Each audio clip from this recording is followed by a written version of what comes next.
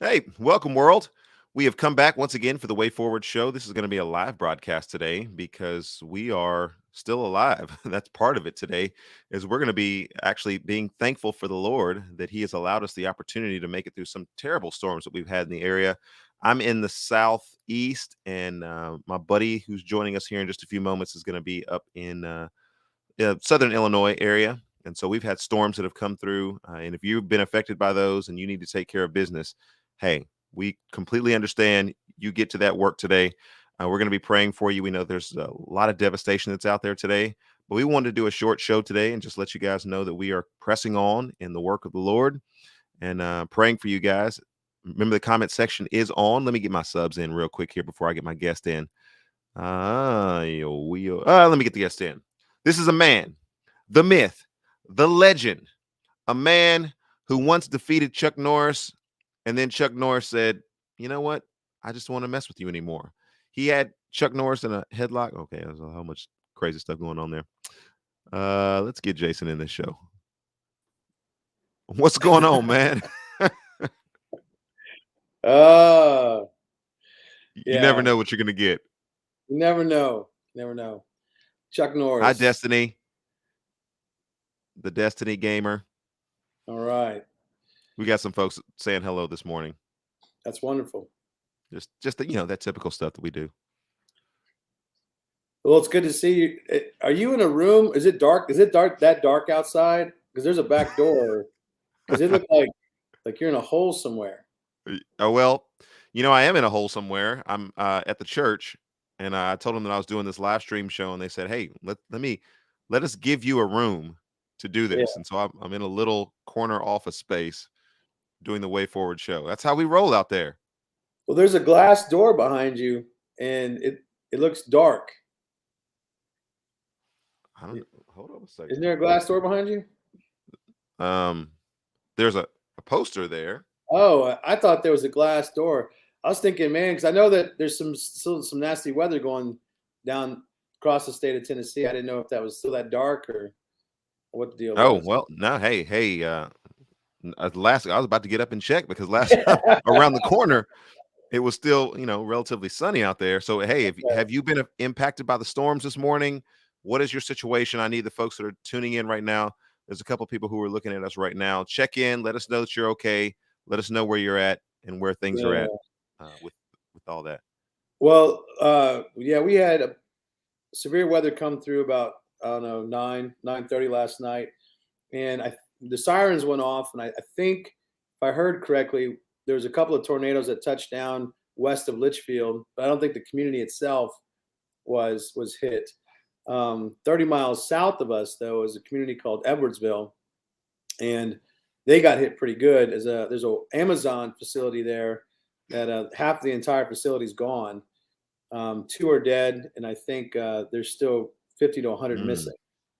So that's a pretty big deal. Oh man, that's still kind of working itself out. I don't know if anything has changed from what I saw last night.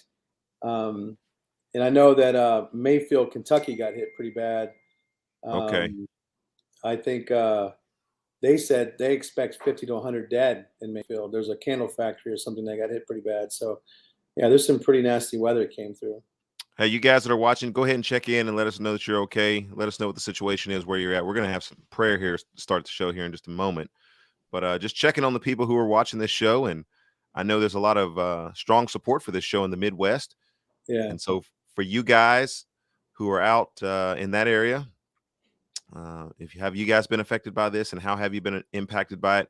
I was talking with the pastor of the church where I'm at this weekend, and I was just saying that, one of the things that invariably happens with situations like this is you assess the damage, because last night we also had the sirens go off, and I have this image at about 1 o'clock in the morning of Justin, we were in the bathtub, and Justin just, I think he pretty much just went to sleep in the bathtub there for a little while, and and I was sitting on the toilet, and we were just kind of waiting it out, and the girls and everybody else was in another closet in another part of the house, and you wake up the next morning and you're like, everybody's alive, everybody's okay here. Yeah. And in this particular town of Collierville, they were not like heavily hit by things that went Mhm. on. And I said, it's surprising to me that when there's people who die, people look to the Lord and they say, well, Lord, why didn't you protect those people? Or why didn't you stop this from happening? And God, how could you? But in a town like Collierville, um, there should be a stoppage of everything and a parade that ensues and says, Lord, thank you for your mercy, that there weren't more people who were impacted by Yeah. these storms in a detrimental way. And so, some of that is perspective. Are you guys okay out there? Let us know how you guys are doing. Comment section is turned on today. We're going to have prayer in just a few moments. But yeah, so we definitely want to keep the situation with the Amazon factory in our prayers this morning. Yeah. Yeah. Ironically, I preached on Psalm 46 a few weeks ago on Mm. tornadoes, tyrants, and getting tore up from the floor up was my title. And part of Can you that, say can you say that again? yeah, Just you got one of uh, those long Edwardsian titles. yeah, tornadoes, tyrants, and getting tore up from the floor up. Um, Way to how, keep it real in your preaching. yeah. Well, part of that was, as I explained to the church, that we live in Tornado Alley, and so Psalm 46, is when the earth is giving way. It's when everything is about you is shaking and the foundation's going crazy. When tornadoes are ripping your house up, and God promises that He will be your rest and your peace, and He will be able to you'll be a refuge. He'll be a refuge to you in your time of trouble. And so I kind of tied it to the creational aspect of tornadoes, the governmental aspect of overreach, and then of course the drug problem we have in Litchfield. And all of that is just affecting your rest and your peace, and God promised to be a refuge. And so, Yeah. Yeah. um, you know, that's a real deal for us in Illinois. Tornadoes, tyrants, and getting tore up from the floor up is really a real issue. And right now, at least in Edwardsville, um, they're having to work through. I don't know, how many have been hurt, and what the situation is entirely there, but it's going to be, right before holidays, it's going to be devastating. Yeah. So This particular church that I'm at, I think it was 3 years ago. If you're in Collierville, you can let me know, but I think it was about three, maybe approaching 4 years ago. We were out of state, but we got a call because we had been at this church maybe a week or so earlier. Some really close friends of ours had some family visiting them, and long story short, they ended up having a fire on Christmas Eve, and the wife of the house was unable to make it out. And so we mm, get that call on Christmas Eve. We come back for the funeral and everything. And I was even talking with the pastor this morning, and I was saying, you know, this time of year is kind of marked by that tragedy that has happened to this family. And, yeah, the grace that was given to be able to move and shepherd this church through that time. I said that message that was preached about, I don't know, I don't understand why, but I understand why, yeah, was one of the greatest messages I have ever heard. And mm, he just said, I had no time to prepare that message because I was dealing with the families and tragic loss. And they had 3 kids from India that were staying with them, and had to you contact know the what? family in I India. I remember that we talked about Yeah. that. Yeah, Yeah. And so he yeah, lost all of his kids in that fire. Um, and so it was just an absolute tragedy. He said, I've had no time. The family's been flying in from India, answering questions for them, devastation, and then the local church body dealing with that. And I said, brother, that was one of the greatest messages that I've ever heard. I don't understand why, but I understand why, was mm, his tagline in that message. And he said, the Lord gave me that. And I was like, I could obviously tell that the Lord had lifted you up in that time of calamity uh, to rest you upon his grace. So Yeah, would that's you lead great. us to the throne this morning? We'll pray and then we'll Yeah. segue into our topic today. Father in heaven, we just want to lift up to you today, Lord. Just those who've been affected by the tornadoes. We know that you are sovereign. We know that you hold the reins of all creation, and tornadoes can go so far, no further, and wind can blow so hard, and water can rise so far before you say stop. And so we just ask you, Lord, to effectively work out your will here, Lord, as you ordained it.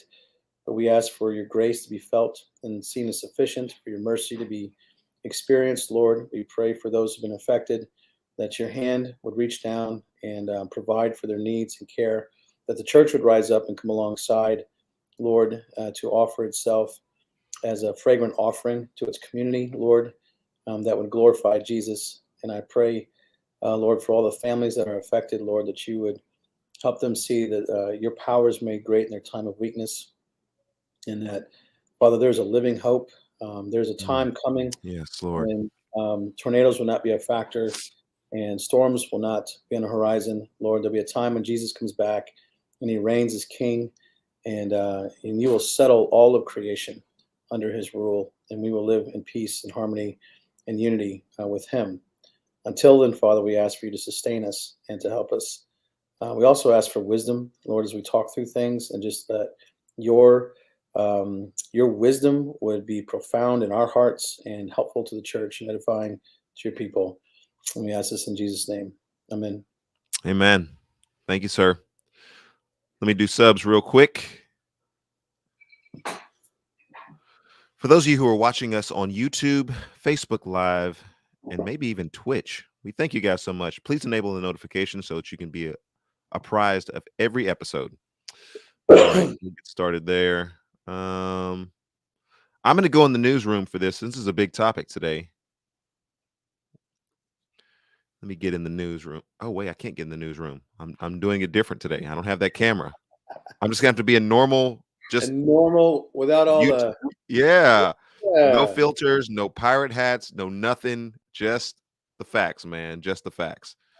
All right. So here we go. We want to talk about Confederate statues being removed in Nashville. It's one of those intersections of when local news becomes national news. I mean, I live in Nashville. I see that statue all the time when I'm traveling up I-65. I've often wondered why that statue has not been removed and why that statue is there. I was on Moody Radio this week, and I was co-hosting on the Tuesday edition of that show. And my assistant got in contact with me and said, "Hey, a little late for work today. There's a lot of traffic on I-65, and the traffic is there because there's a lot of people who are onlookers who are watching the removal of this statue. Obviously, very strong responses as a result of that, and watching Twitter feeds of people who are in Nashville, overwhelmingly were like, either we didn't know that this statue existed and why has it been so long before it was taken down, or we are super excited that he gone. Nathan Bedford Forrest statue that was there on I-65. Before we get into this, I wanted to read from the ABC affiliate that reported on the story, and just say that for those of you who are watching this in uh, abroad, perhaps local news becoming national news and international news, statue removal has been a subject matter that people have talked about a lot recently because there have been some notable statues that have been removed. This particular statue on I-65 portrayed Nathan Bedford Forrest riding a horse, and it was private property that was adjudicated. I guess they needed to make some decision about after the death of the owner. Doris, let me see, all over the store here. The owner of this died in 2020, and then gave to his friend Jack gave the land to, who is it? Nashville Battle of Nashville Trust. It was a 25-foot statue that was put on his property in 1988. Doris spent years refusing, and this is kind of where the grind of this takes place, refusing to remove the statue despite pleas from the public to view the monument as a symbol of racism. Doris's property went to the Battle of Nashville Trust, in which I said, who decided to remove the statue, citing that Forrest was not part of the Battle of Nashville. His property had no historical significance in the battle, and the statue itself was ugly to see, according to WTVF. The property has no historical significance related to the Battle of Nashville other than a spring house and an ice house that was part of the large estate. The trust said in a statement, it hinders our mission, this statue, and that we are trying to accomplish. The Battle of Nashville Trust made the decision after it was awarded a certain amount of the estate property, according to the will of Mr. Doris. The Tennessean reported that. The statue has been vandalized several times over the years. Nathan Bedford Forrest, as you well know, is KKK former Grand Wizard, was a plantation owner and slave trader before becoming a Confederate cavalry general during the Civil War. Governor Bill Lee, and here's where I'll segue, Jason, said he's thankful to the members of the commission, the Historical Commission, and State Building Commission for providing insight throughout the removal process. I think the members of the Capitol Commission and the Historic State Building Commission for providing thoughtful input and ensuring confidence in this process, Bill Lee said. The State Museum provides the full historical context of these figures, and we remember our state's rich and complex past. All right, get in there. Your thoughts on his statue coming down. Your thoughts on, because you get a chance to receive this as more national news. Yeah. How is the news being reported there? Because that's the more local affiliate that we have here reporting it. It wasn't even mentioned. Okay. I had to go to Fox News and look up on the national level. But I mean, yeah, I don't think anybody would know who Nathan Bedford Forrest is, except maybe if you watch Forrest Gump, right? Isn't that who's named after Forrest Gump? Yeah, very inauspicious segue in that movie. Yeah, Tom Hanks. If you could make it a little bit more awkward in some of the scenes there. Yeah, no, I don't think if I were to get a hint of around my community, like what they would think about it, I don't believe the community in itself would support the idea of maybe glorifying Nathan Bedford Forrest. A lot of the folks I talk to really abhor the idea of the KKK and that kind of revering of a racist, a really flagrant racist. I would, overall speaking, right? Just so I'm living here in very red Litchfield, red conservative speaking, right? Where I think the issue would get a little touchy is the idea of removing monuments in general. And I would say that what we've seen nationally done, and this would I think would get grouped together, is there's just kind of been this, hey, let's just start removing all these monuments without a lot of thoughtful criteria. And then the best argument you get is, well, these guys were racist and therefore we need to take them out. I think that's where you get the pushback here is what exactly are you doing when you take the monument down? Someone with Nathan Bedford Forrest, I think, is a little more simple because, I mean, he was Grand Wizard of the KKK and he just wasn't a very good man. Like in general, he wasn't a very good man. But we've seen, calls for removing statues of Lincoln and Roosevelt and other. Come on, let's keep it real. There's calls for statues removal of Jesus Christ. Yeah. So, I mean, there's just this, once you start removing one, you can start removing them all. So the idea is what's the criteria behind this? What's going on? And if we were to flip this and say, put it on the other side, are you going to follow the same criteria? That's where I think the pushback would come back here. And then I think that would actually be my own pushback. Not that I would, because, your monuments do two things, right? I mean, monuments obviously revere somebody. I mean, it's a statue of somebody. But also monuments contribute to the narrative of the community and the country. And I think that's what the guy you quoted, the complex history of Tennessee or whatever. That was Governor Bill Lee. Yeah, go say with governability. So I think what he's getting at there is that if you were to take his conversation and put in a broader perspective, that monuments do two things. They kind of revere the individual, um, and they prolong the narrative that's happening. Um, and so when you start tearing monuments down, the debate that's happening inside of these between historians and whatnot is what exactly are you doing when you do this? What's the criteria? Is this more of a political move? Is this a cleansing move, or is this really getting restitution or something like that? What I've seen from the outside looking in, I get the impression it's not so much about restoration or reconciliation. It's more of a political move, because I just still don't know what the criteria is. Yeah. Like I said, So with Nathan Bedford Forrest, it's a little easier because he just was generally not a very good man. But a few others, I just don't still know what the criteria is. yeah, so I'm in the shadow of Memphis, and this is a discussion that we were having.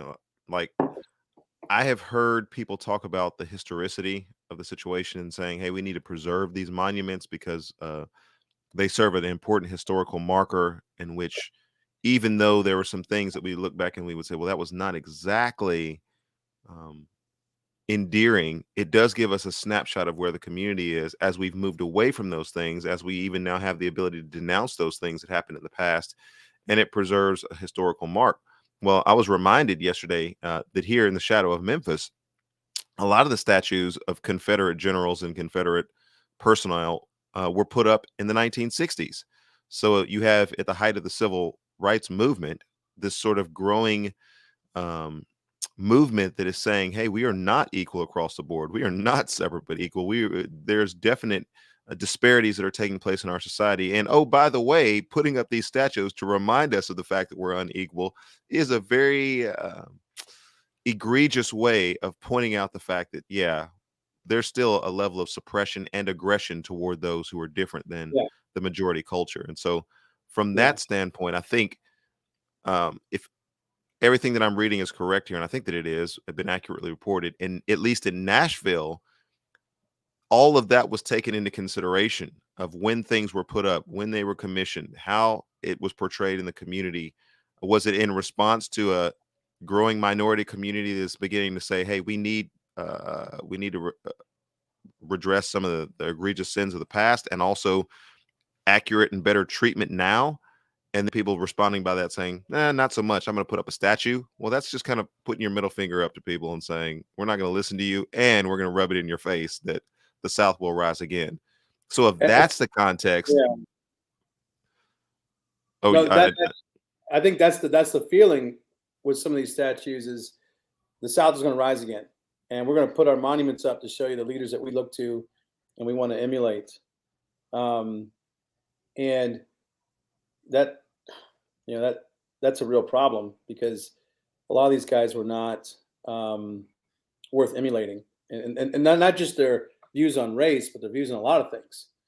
And so where I get concerned though again is when and how these monuments go down, especially in this big flux of this kind of cultural Marxist that's kind of flooding the culture right now, hmm and this idea of cleansing things, right? And that we're going to hold people's sins accountable, and we're going to throw the baby out with the bathwater. So let me turn this on a head for a second, and let's look at it from a different perspective, if you don't mind. So MLK is a big deal, and we're going to have a discussion about MLK. And you and I have talked about him on some amazing things this man has done, and what he represents as a whole. But we also know we're not blind to some of his deficiencies, right? And and there are some glaring deficiencies, um, and notably his theology and possibly infidelity and various other yeah, things.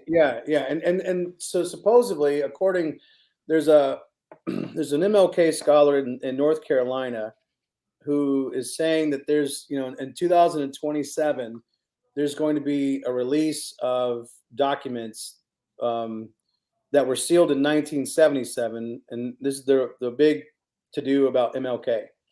And are these documents credible or not? I have no idea, but they're going to be released. So let's say we get to 2027 and we find out that these glaring issues that MLK had were actually even more extensive. I mean, Hmm. not just infidelity, but I mean, there's some crazy stuff, and we find them to be credible. Are we going to now, as a nation, begin to tear down his statues um, because we are going to throw the baby out with the bathwater again with him because we find out this was not the man we thought he was, or something like that? And so there again, I guess culture has lost sight of the depravity of, of man. There you go. You're doing a Yeah, good right. job. Culture has Awesome. lost sight of the depravity of man. That a lot of the people that we respect and emulate have got deficiencies. All of them have them. And are we willing to accept this person, even some of the things that are there? I, again, I'm not advocating that every statue needs to remain. I'm all for with Bedford Forest getting taken down. I just would like to see a better criteria that understands humanity and what you're dealing with when you start putting Sure. people up in monuments. You know what I'm saying? Yeah. And I want that to be a little more. I want that to be sufficient across the board, so that because this is, I'm telling you what's going to happen. You're going to take these monuments down, and stuff like this is going to come about in the future in the next 7 years or so, 6 years. Hmm. That's pretty recent, and all of a sudden you're going to have a huge flurry of conflict because they're going to say, "Hey, look, this guy's not what you portray him to be," and you're going to take his statue down, and you're going to have more of the same. Does that Yeah. make sense? Yeah, Yeah. absolutely. So I covered this on my show, and I talked about, from the vantage point of a biblical theology, which is what we want to present to people on the show. We do understand that no one is righteous, not even one. All have sinned, all fall short of the glory of God, and we are very much identified as people who are in great need of God's grace in the Bible. None of us gets to say, well, we've never committed any sins, and so therefore we get a pass on the subject. And so anytime you go back in history, save Jesus Christ, but anytime you go back in history and see anyone else other than Jesus Christ, there are going to be marks in which, if you could Yeah. find it or identify it, it is going to be out of step with whatever the righteous standard of God is. Now, our culture has elevated this sense of righteousness now because we go back historically and we look at things, but no one can stand up to that historical credibility at this Mhm. point. No. All historical figures have Oh, sinned, and we have a culture that, unfortunately, and this is where I think maybe you and I would definitely agree. We have a culture that there are certain sins that, well, maybe they're okay. Other sins, yeah. definitely not okay. And I'd said on Yeah. my Yeah. show, I Yeah. want to challenge any white person that's out there to tell me that you're not immediately um, put upon when somebody calls you a racist. I don't know any white person that enjoys being called a racist. And if Yeah. there's a white person out there that would disagree with me on that, um, you're Come on the welcome to show. call into the show.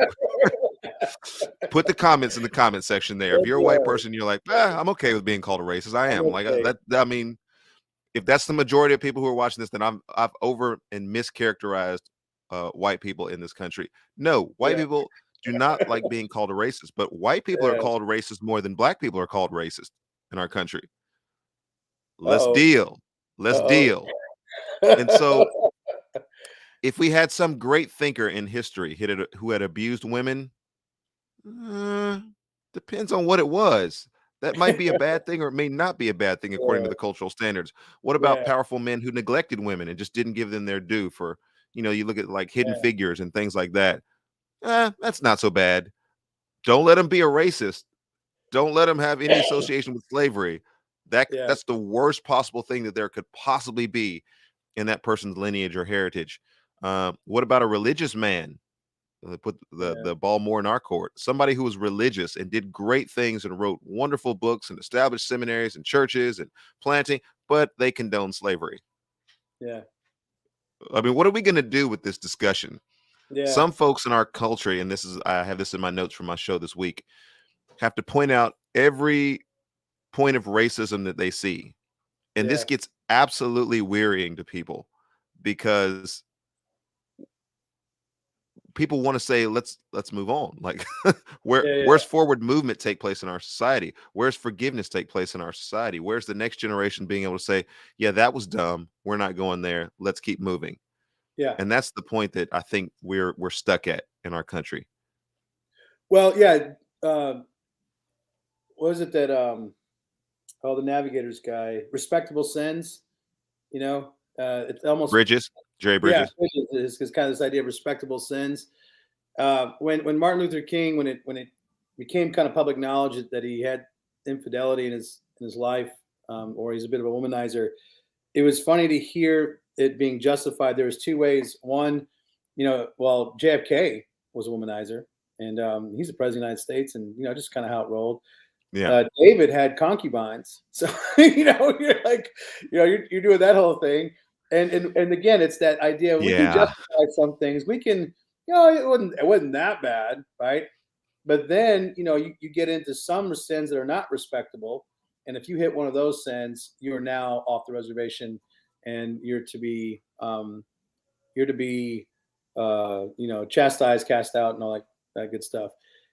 And this is what happens when the church and the culture are not able to give the right lens for our leaders to look through things and discern things, which is why I lament our day and age right now, where it seems like everybody's kind of going their own way. It's like a judge's cycle, right? You're doing what is right in your own eyes, and it's like a judge's cycle, and there is no discernment about how are we going to move forward and really deal with the issues at hand. You want to deal with monuments, fine, let's deal with monuments, but how are we going to discern which ones are respectable, which ones are not? How are we going to discern humanity? How are we going to understand that, hey, look, humanity is messy and complicated. Everyone is broken. Everyone is broken, and God knows that we're complex and we're broken, and the only hope we have for restoration or reconciliation is the redemption of Jesus Christ. And when that lens is put on, I think we can begin to look at the monument issue, and we can begin to look at racism. We can begin to look at these issues that we're dealing with socially, and actually have real wisdom about Hmm. navigating them, real solutions. But right now, that is not the table. Right now, we're just going after everybody. And I was really taken back in some ways that there was a call in Illinois, I think it was in Springfield, to take a statue of Lincoln down. I'm like, man, you're gonna, like, of course, Lincoln was not perfect, but I mean, Lincoln is somebody who's always been kind of notable in the fight for equal There rights. was that Emancipation Proclamation thing that Yeah, like, yeah, he kind of took a pretty bold stance, and I he feel like he did a lot. yeah, he took a pretty bold stance, and kind of, and it cost him his life eventually. I thought, yeah, he's sure he doesn't have it all together, but I thought in this particular argument he would be a guy you want to hold up. But you know what? A bottom line, I think what it was is he was white. Yeah. He was a white So president. let's do real talk here for just a second. Like how, and you would be able to speak to this. I have to be silent at this point. But as a white man in this society, how attacked do you feel by various forces that are out there? And we could lump everything under critical race theory. I'm not a big proponent of like blaming everything on critical race theory. Just like I'm not a big proponent of categorizing everybody as a racist. No, there's some people who are just assholes, like every day, like to everybody. Like they're not a racist. They just don't like Oh, anybody. And hey, so we're on the maybe, we're on the couch now, right? We're on the couch. but like how does that come across to you as a white man in this society? Yeah, it's frustrating. I see it mostly. I don't personally experience it too much because I'm in a pretty predominant white community that's fairly conservative. So it's not like I go out places and I get it too much. Where I see it is I get frustrated, like when I'm watching TV and the commercials, or every now and then if you go to Springfield or Ebersville, you start to hear these conversations, or you get confronted every now and then. But as a culture as a whole, I'm a 44-year-old white Christian. Um, I am the epitome of what is wrong with society. I mean, if you look at the whole hierarchy of things and why society is what it is. I'm it, and Yeah. so I'm constantly looked at as the problem and not part of the solution. That's what it feels like. Yeah. And regardless of what solutions I offer, and here's the other thing is not being able to speak into anything um, simply because I'm white. Whether I'm discerning or offer legitimate ideas or come to the table. And then this is not just with the black community. Actually, I found maybe more dialogue with the black community because they'll just argue back with you. You know, they'll just kind of go Yeah. back. What I find it weird is the 30 something white people or these. You know, you're just trying to talk about like if I'm sitting there trying to talk. I'll. This is the funniest thing, man. I can have an open conversation with you and we can talk about all kinds of things race related. And I can even get away with saying a few weird things and you'd be like, that's just stupid. And we can move on. But there are some white people, younger white folks in their like 30s or so, who've just got this self-righteousness that you say anything, I mean anything that crosses their proverbial line, whatever that is. And I mean, they go on this like tyrant attack, and we're not talking anymore. Now we're like, we're trying to defend Fight, ourselves or fight, something. fight, fight, I'm fight. like, what the hell is wrong with you people? Like, what are you doing? I said, I've had more success talking about things openly and just and really freely with some of my black friends, my best friend in particular, than I have with you. And you're you're like a white millennial. Like I don't know like what your deal is. And you know, or if I say something that I'm like I'm characterizing something, I'm saying this is what I'm seeing. He's double Oh, slammed. that's racist. That's racist. How many understand what's racist and why it's racist? Uh, and so I have such a different conversation with you than I do with them. And I said, this is weird, man. Like I don't know. I don't know what to do with you guys. You guys are Yeah, I really. wish. And Yeah. here's the thing. You know what I get upset about is I really feel like if I'm being honest, there is a segment of the white population that is hijacking this issue because they are a little narcissist. They don't care Mm. about the black community. They don't care about Mm. black people. They're just being straight up narcissists, and they're gaining all this attention.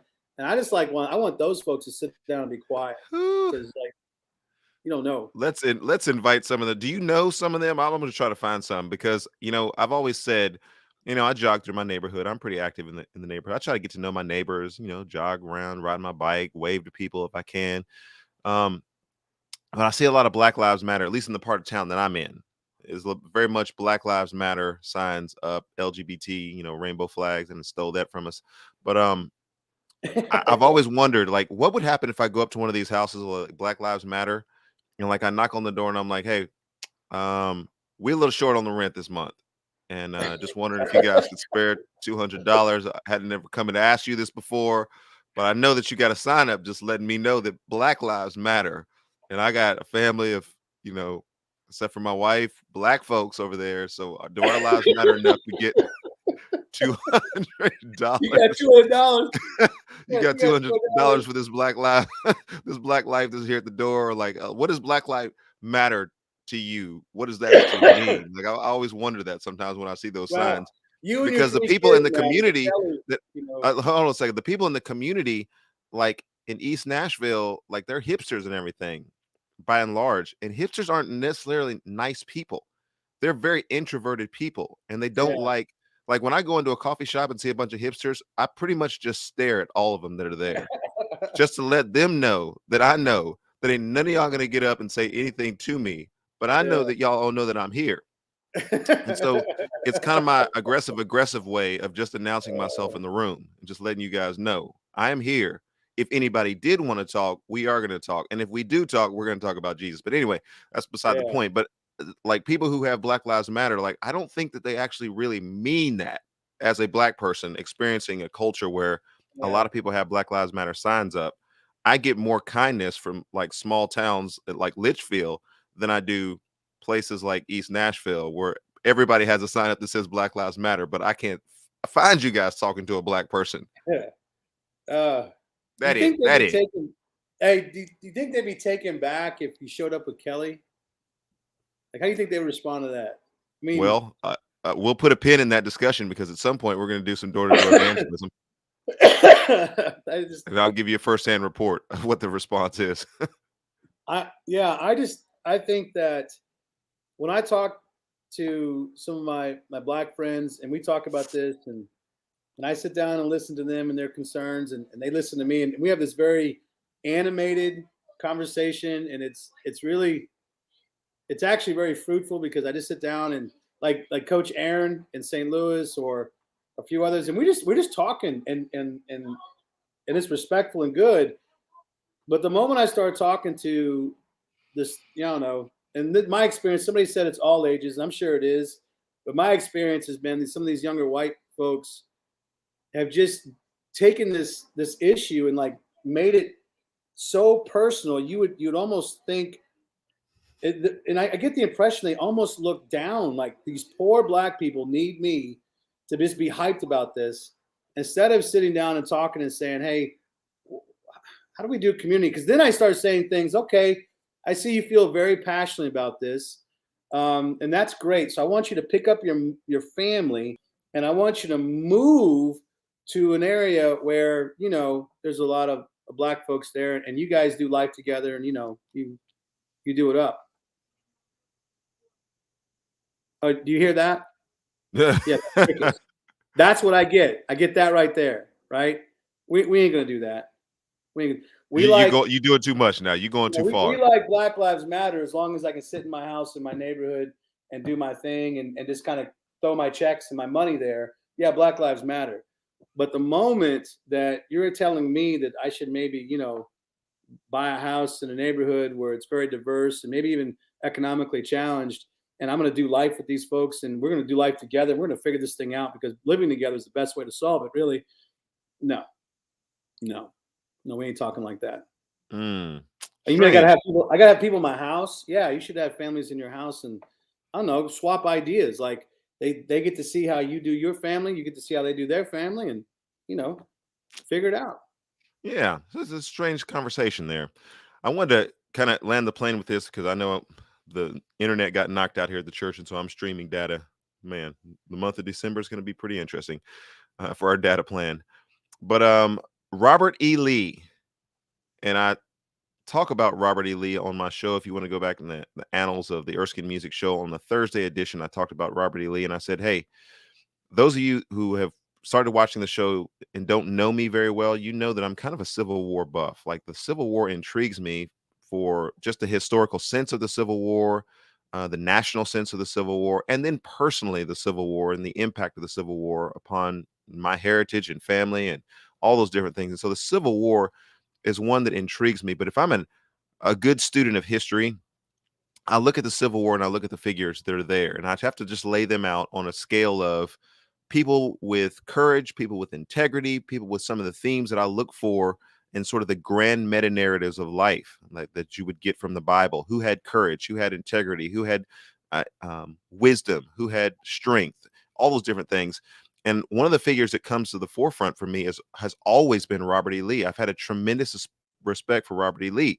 Now, there might be some black people who are watching the show and going, "How can he be talking about Robert E. What? Lee and putting up pictures of what the heck are Are we you trying doing to on go this far show?" to Dukes of He gave Hazzard? some respect to Robert E. Lee, and like everything that I have studied about Robert E. Lee, he is a man of great strength, a man of great courage, and a man of great wisdom. And I don't know what to do with that, except that when you read his actual writings, I think maybe we could all come to the same conclusion about Robert E. Lee. No, I did not agree 100%. Let me say that for all posterity on this show. I did not agree 100% with the cause that he was fighting for, but there were even points of hesitation in his understanding of the fact that I'm really in a tough place here because I know I must lead in this area, and I know that.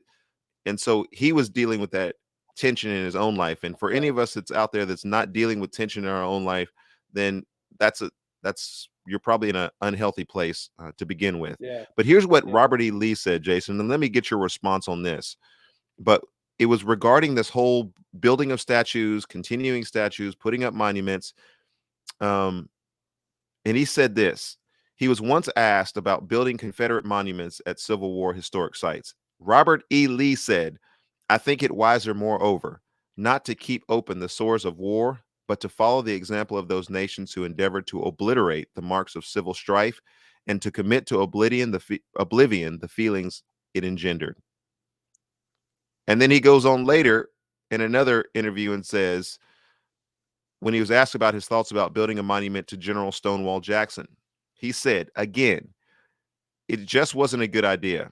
As regards to the erection of such a monument, it is complicated. My conviction is that, however grateful it would be to the feelings of the South, the attempt of the present condition of the country would have the effect of retarding instead of accelerating its accomplishments and continuing, if not adding to the difficulties under which the Southern people labor. Yeah. What's neat about him is that he's dead in the situation, right? So he is. Yeah, you can't be any more in the situation than that. He's got the closest proximity there, realizing he's looking at the nation as a whole, not just the South. And he's saying, yeah, as nice as it would be to honor some people, but as for a nation, no, because this is going to do is every time we see that statue, is be reminded that we are two brothers, we are Cain and Abel at each other, killing each other, and he says, why be reminded of that? Why not move forward and go on? And there's a lot of wisdom there. There's a great deal of wisdom.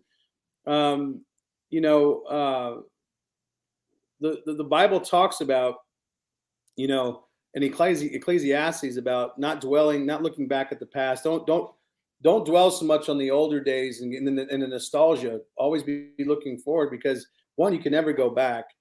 Two, all it's going to do is rouse up your interpretation of what things are at that point. Sure. And that's where this idea of the South will rise again, right? You're just stowing up this idea the South is going to rise again. We don't need the South to rise again. What we need is the gospel to rise forth in this nation and capture the hearts of both Southerners and Northerners, blacks and whites, abled and disabled, and begin to joyfully advance the kingdom of God. That's what really needs to happen, and monuments can become a distraction to that. Yeah. So I get what he's saying, and I'm totally with it. The only caveat I would say in the position we're in right now is that certain monuments do remind us, because you go back in the Bible, they set up memorials to be reminded, because we're forgetful. We forget a lot. And so I don't see a problem with monuments that remind us of our past. I think they need to be thoughtful. I think they need to be holistically looked at. I don't think you throw the baby out with the bathwater. And I think there needs to be a better criteria about either putting up a monument or taking one down. I think more wisdom needs to be exercised there. But I get it. And I've always had a respect for Robert E. Lee, but it's so interesting, you saying that out of your mouth and me saying that out of my mouth. Yeah, I have to qualify that statement with like 15 minutes of disclaimers of saying I'm about to give a recognition to a Confederate general. Had I said first before you, man, I just got a tremendous amount of respect for Robert E. Lee and didn't qualify that, the comment section will probably blow up. You know, like, Erskine, you're best friends with a racist. Exactly. Yeah. That's why I did it in that order. That's why I took control of the microphone and said, hey, let me jump in here and just let people know a little context about me.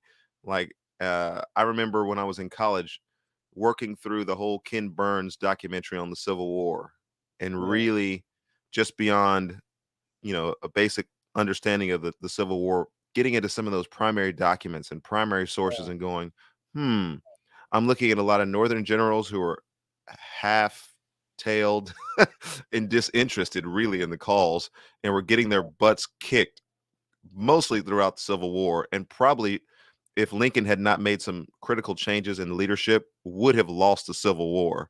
And I'm looking at these Southern generals who, Robert E. Lee stands as one of those who's just like, hey, we got to do what we got to do, but we're not always happy about that. But we're pressed to a place where the tension point is, if we don't do something, we die. And for him, the South slavery was a component of it, but there was more to the South to him. It was, That's a whole nother subject for another day. yeah, and not to Woo. excuse the behavior, but there is this nostalgia. If you talk to folks who really buy into Southern living, I mean, there's this. I mean, it's still to this day. There's something about the pride of the South, Yeah. being Southern. You know, Texas embraces a lot of that. About to say Texas. You already Texas, know. yeah. You That's a part stand. of. You pledge allegiance to the flag of the United States, and then you turn. You pledge allegiance to Texas. I, And I'll just if have you one know that. disagreement, you lean towards Texas. So that's what's Exactly. taught every day. The Hispanics get it, the whites get it, the blacks get it. This is not about race. This is about Texas. And you wave your flag, and if they're ever at odds, I mean, there's always discussion about succeeding in Texas. That's never stopped, ever. Yeah. Yep. In different parts of Texas, that discussion is alive and well. But I'll leave that for another subject and another day.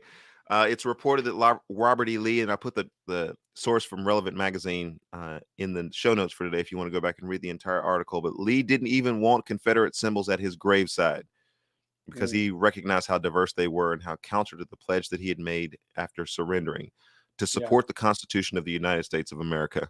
Yep. And so That's there's just a good. lot. Yeah, Yeah. there's just a lot in that, but I think very helpful for us as we think through and navigate.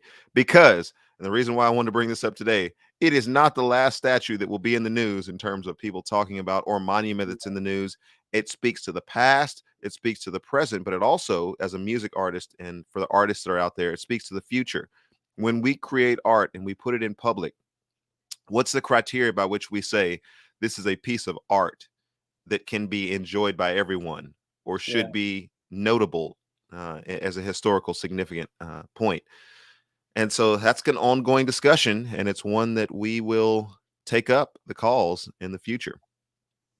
Yeah. That'd be a good discussion too. Aesthetics in the church, art in the church, and symbols in the church, because there's always discussions about taking the Ten Commandments down, taking crosses down.